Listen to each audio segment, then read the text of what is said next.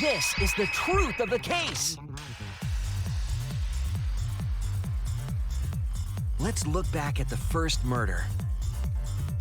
It was late last night. The culprit was in the empty room on the 4th floor. The culprit was preparing the seance murder they had planned.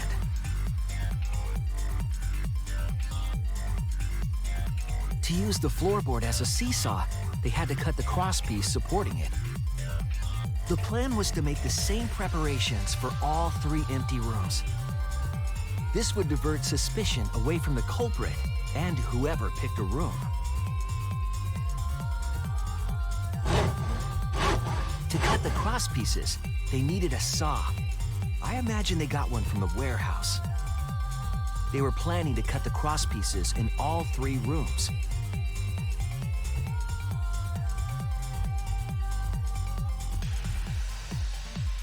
However, when the culprit was working on the middle room, the unexpected happened.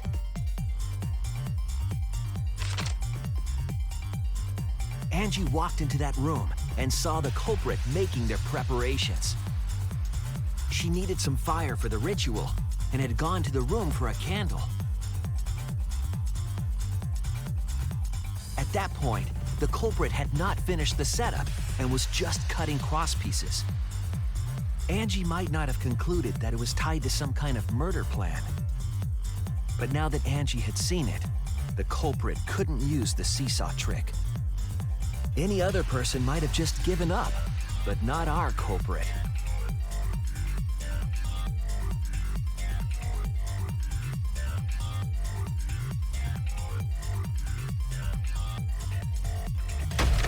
The culprit took the floorboard they loosened and struck the unsuspecting Angie in the head.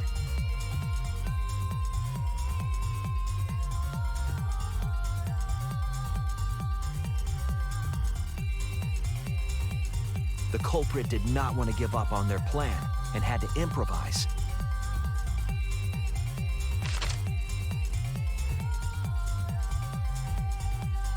They wrapped duct tape around Angie's injury to stop the bleeding. Then they picked up her unconscious body and carried her to a research lab.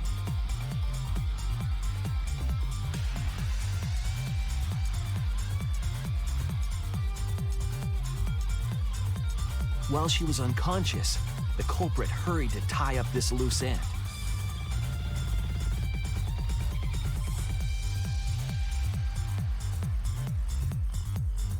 But because they were in a hurry, they made a crucial oversight. They didn't notice the duct tape had peeled off and was under Angie's body. Without that evidence, we may never have figured out the culprit's trick.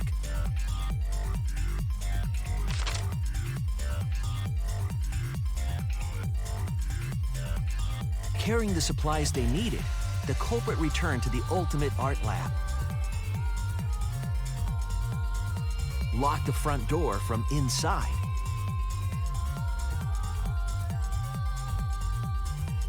And took out the katana they brought from their own lab.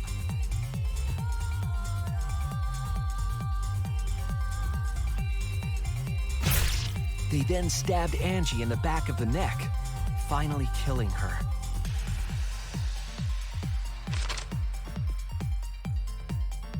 Then, to further confuse us, the culprit attempted to make a locked room mystery. First, they used rope from the warehouse and hung 4 effigies upside down.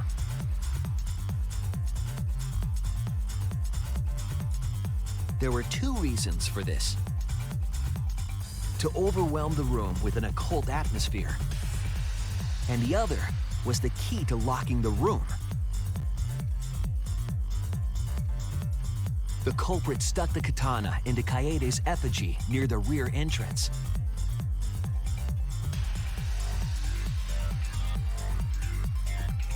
And spun the effigy around to twist up the rope.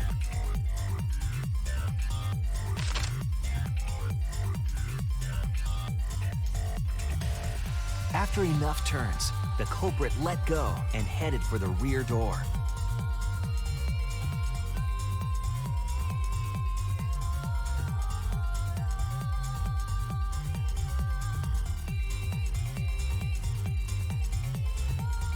Once released, the effigy began spinning, and the gold leaf katana with it.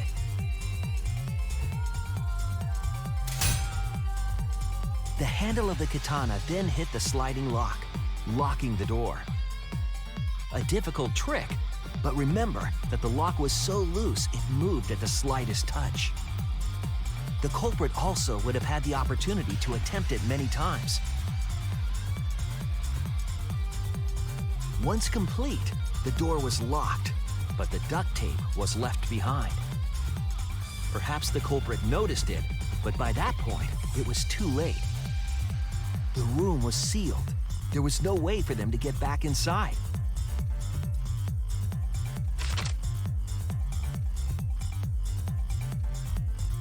Then, this morning, we opened up the room and discovered Angie's body.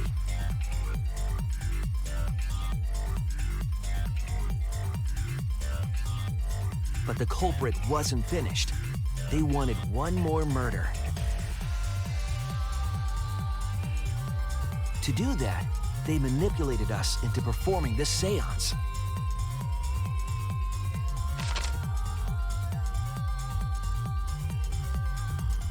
Of the 3 empty rooms, the middle one was chosen for the seance. I was invited by Kokichi to take Kibo's place in the seance. Tenko volunteered to be the medium, but she never imagined it would get her killed. To perform the seance, the culprit claimed they needed something for Tenko. A small stone that Himiko had brought from the courtyard.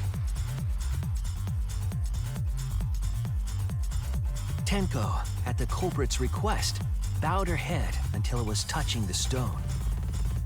That position was instrumental in making sure the murder went as planned.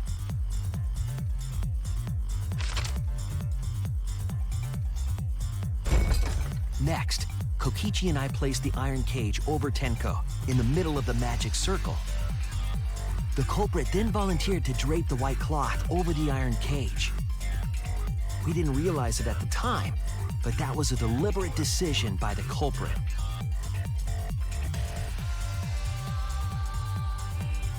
They needed to set up the murder weapon that was used to kill Tenko.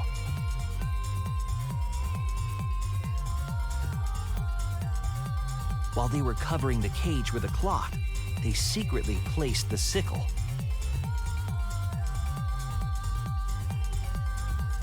Finally, 4 of us placed the wooden statue on top of the cage.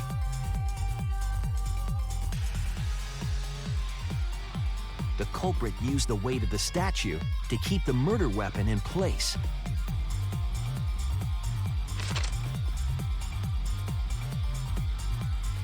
After the preparations were complete, we began the seance.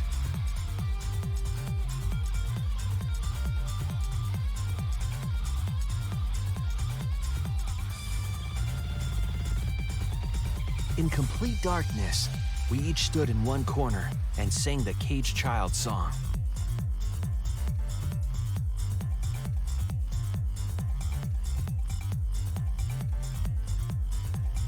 When the song finished, the soul of the dead was supposed to enter the medium. But our culprit had another plan: to commit a murder in the darkness.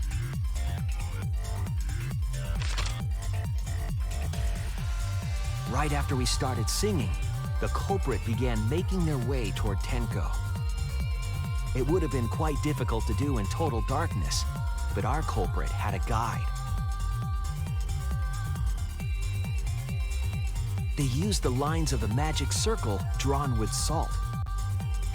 The culprit felt for the salt and used it to guide them along.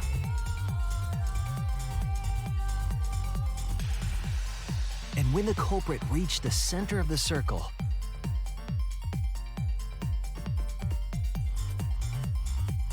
they found the floorboard that had its crosspiece cut off the night before.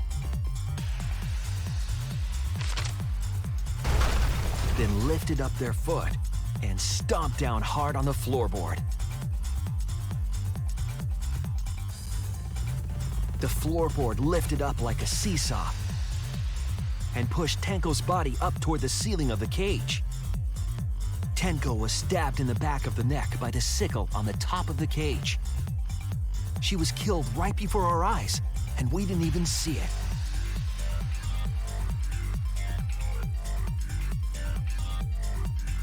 After committing the crime, the culprit followed the salt back to their corner.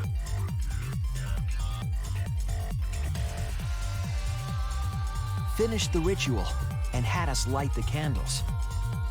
We followed the culprit's directions and removed the equipment used for the seance.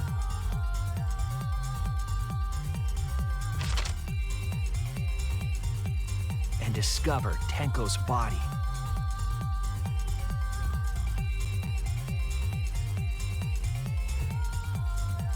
And while we were all focused on the body, the culprit picked up the sickle and dropped it under the floor through the hole in the corner of the room.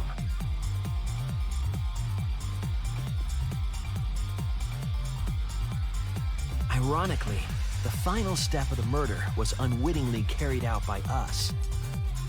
The culprit had planned the murder so that we would unintentionally destroy some evidence. That evidence was the magic circle that the culprit used to navigate in the dark.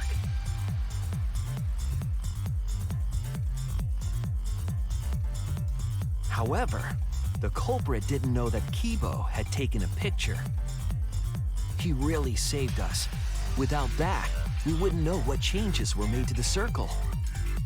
But now we know for certain, and we know the culprit drew the magic circle.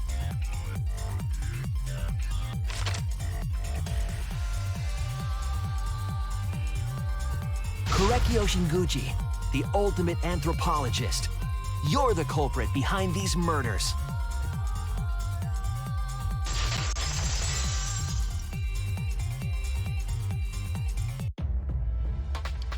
That's where my detective work leads us.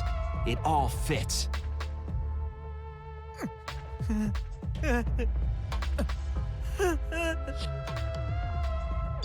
Korekio, there are times when it's necessary to admit defeat. Admit? Yeah, okay. So you finally admit you did it. Unfortunately, yes. Yes, it's unfortunate. Very, very unfortunate. My one regret, my only regret, was not being able to make 100 friends. 100 friends? It was my dream to make 100 friends. Oh, it's so unfortunate! I was so close to 100! What are you talking about? I do not understand a word of this. Who gives a fuck? Let's vote for this kooky bastard and be done with this already! Roger that! One voting time coming up! The heart racing excitement as...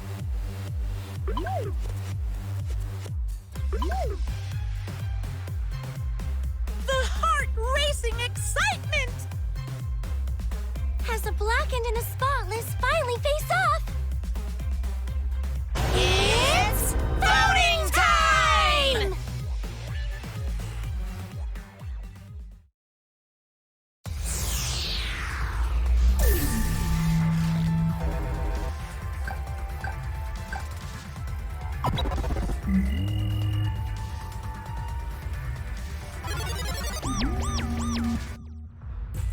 Now then, it seems the voting has finished. Let's see the result.